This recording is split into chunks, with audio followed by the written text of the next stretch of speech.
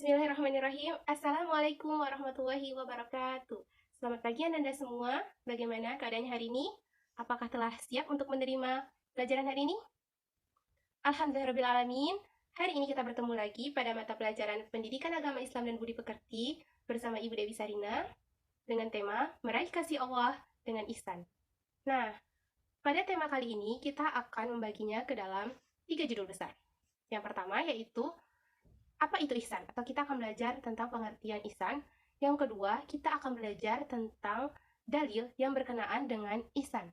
Yang ketiga, kita akan belajar tentang ruang lingkup atau cakupan ihsan. Ananda semua, sebelum kita masuk kepada materi, Ibu akan menayangkan satu video yang berkenaan dengan materi kita pada hari ini, yaitu tentang ihsan.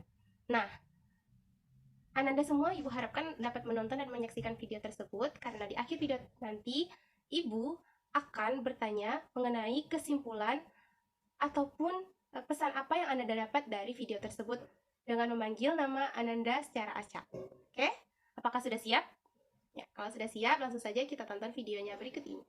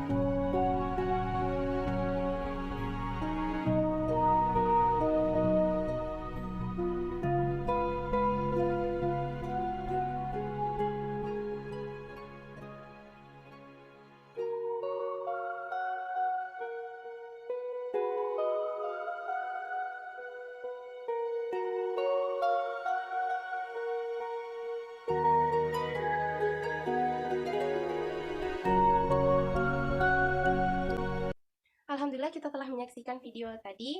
Nah, kepada Ananda A, silakan untuk menyampaikan pesan ataupun kesimpulan apa yang didapat dari video tadi. Ya, jawabannya bagus sekali. Kepada Ananda B, Ibu beri kesempatan untuk menyampaikan pendapat Ananda tentang video tadi. Ya, jawabannya bagus sekali. Alhamdulillah, sepertinya Ananda semua dapat menangkap pesan yang terdapat di video tadi, yaitu segala perbuatan baik yang kita lakukan, insya Allah akan mendapat balasan berupa perbuatan baik pula. Nah, lalu apa sih kaitannya dengan materi kita pada hari ini? Langsung saja kita masuk pada materi yang pertama. Apa itu ihsan? Ihsan berasal dari bahasa Arab, yakni kata kerja hasuna, yahsunu, hasanan, yang artinya baik, diambil dari kalimat ahsan, yuhsinu, ihsanan, yang artinya memperbaiki dan berbuat baik. Artinya adalah is'ah, yang artinya berbuat kejelekan. Dalam Kamus Besar Bahasa Indonesia, ihsan berarti baik. Sedangkan pengertian ihsan secara istilah diambil dari hadis yang diriwayatkan oleh Umar bin Khattab dan Abu Hurairah, yaitu Rasulullah SAW bersabda, kamu beribadah seolah-olah melihatnya, Jika kamu tidak melihatnya, maka sesungguhnya ia melihatmu. Jadi dapat disimpulkan tadi bahwa ihsan adalah perbuatan baik. Nah, secara istilahnya adalah ihsan itu ketika seseorang beribadah seolah-olah ia melihat Allah, dan jika ia tidak melihat Allah, maka ia akan merasa atau ia sadar bahwa Allah itu melihat ia atau melihatnya sedang beribadah. Nah, seperti itu ya Ananda. Untuk itu kita masuk kepada pembahasan yang kedua adalah tentang dalil yang berkaitan dengan ihsan, yaitu terdapat dalam Quran surah Al-Baqarah ayat 83 yang berbunyi, A'udzubillahi minasyaitonirrajim. Bismillahirrahmanirrahim. وَإِذْ أَخَذْنَا مِيثَاقَ بَنِي إِسْرَائِيلَ لَا تَعْبُدُونَ إِلَّا اللَّهَ وَبِالْوَالِدَيْنِ إِحْسَانًا وَذِي الْقُرْبَى وَالْيَتَامَى وَالْمَسَاكِينِ وَقُولُوا لِلنَّاسِ حُسْنًا وَأَقِيمُوا الصَّلَاةَ وَآتُوا الزَّكَاةَ ثُمَّ تَوَلَّيْتُمْ إِلَّا قَلِيلًا مِنْكُمْ وَأَنْتُمْ مُعْرِضُونَ. Dan ingatlah ketika kami mengambil janji dari Bani Israel, janganlah kamu menyembah selain Allah Subhanahu wa taala dan berbuat baiklah kepada orang tua, kerabat, anak-anak yatim dan orang-orang miskin. Dan berkatalah baik kepada manusia, laksanakanlah sholat dan tunaikanlah zakat. Tetapi kemudian kamu berpaling mengingkari, kecuali sebagian kecil dari kamu, dan kamu masih menjadi pembangkang. Tadi Quran Surah Al-Baqarah ayat 83 yang kita jadikan dalil ataupun landasan pada materi ihsan. Nah, selanjutnya kita akan masuk kepada pembahasan yang ketiga, yaitu tentang ruang lingkup atau cakupan ihsan. Jadi, ihsan itu terbagi menjadi dua. Yang pertama, ihsan kepada Allah Subhanahu wa taala, dan yang kedua adalah ihsan kepada makhluk ciptaan Allah Subhanahu wa taala. Ihsan kepada Allah Subhanahu wa taala yang terbagi pula menjadi dua tingkatan. Tingkatan yang pertama adalah ia beribadah kepada Allah Subhanahu wa taala seakan-akan dia melihat Allah Subhanahu wa taala. Ini merupakan tingkatan yang paling tinggi karena berdasarkan kepada rasa kerinduan, rasa membutuhkan, dan ini merupakan pengandaian seakan-akan orang tersebut ketika beribadah ia melihat keagungan ataupun melihat kebesaran Allah Subhanahu wa taala, sehingga Ananda sekalian, orang yang beribadah dengan keadaan yang seperti ini, ia diibaratkan seperti orang yang bekerja di depan bosnya, ia ingin mendapatkan penilaian yang bagus, ia ingin mendapatkan gaji yang tinggi, sehingga ia akan berusaha gitu bekerja dengan maksimal. Begitulah pula orang yang memiliki ihsan pada tingkatan ini, ia akan beribadah dengan sungguh-sungguh, ia akan berusaha menjaga fisiknya, menjaga hatinya, agar tetap fokus dalam beribadah. Nah, yang kedua yaitu beribadah seakan-akan Allah melihat ia, atau seakan-akan ia merasa diawasi. Nah, ini merupakan tingkatan yang lebih rendah daripada tingkatan yang pertama, karena ini seperti orang yang diawasi melalui CCTV, tidak akan sama rasanya dengan orang yang diawasi secara langsung. Nah, ihsan pada tingkatan ini berdasarkan kepada rasa takut dan rasa selalu diawasi. Selanjutnya adalah ihsan kepada sesama makhluk Allah, atau ihsan tidak hanya dalam beribadah kepada Allah Subhanahu wa taala saja, tetapi kepada semua makhluk ciptaan Allah Subhanahu wa taala yang ada di alam ini. Ihsan kepada sesama makhluk Allah Subhanahu wa taala ini pula terbagi menjadi 10. Yang pertama yaitu ihsan atau berbuat baik kepada orang tua. Caranya adalah kita dengan mengasihi, dengan memelihara orang tua kita di usia yang renta, dan kita melakukan segala perintahnya yang selagi itu tidak bertentangan dengan aturan Allah Subhanahu wa taala. Nah, mengapa kita harus berbuat demikian? Karena orang tua kita telah melakukan kebaikan pula untuk kita, telah merawat kita, telah mendidik kita, bahkan ibu kita telah mengandung dan melahirkan kita. Sebagaimana dalam Quran Surah Ar-Rahman ayat 60 disebutkan bahwa tidaklah kebaikan dibalas pula dengan kebaikan. Kedua, Ananda, yaitu ihsan dengan kerabat karib. Nah, berbuat baik dengan keluarga dekat dapat kita lakukan dengan menjaga silaturahmi.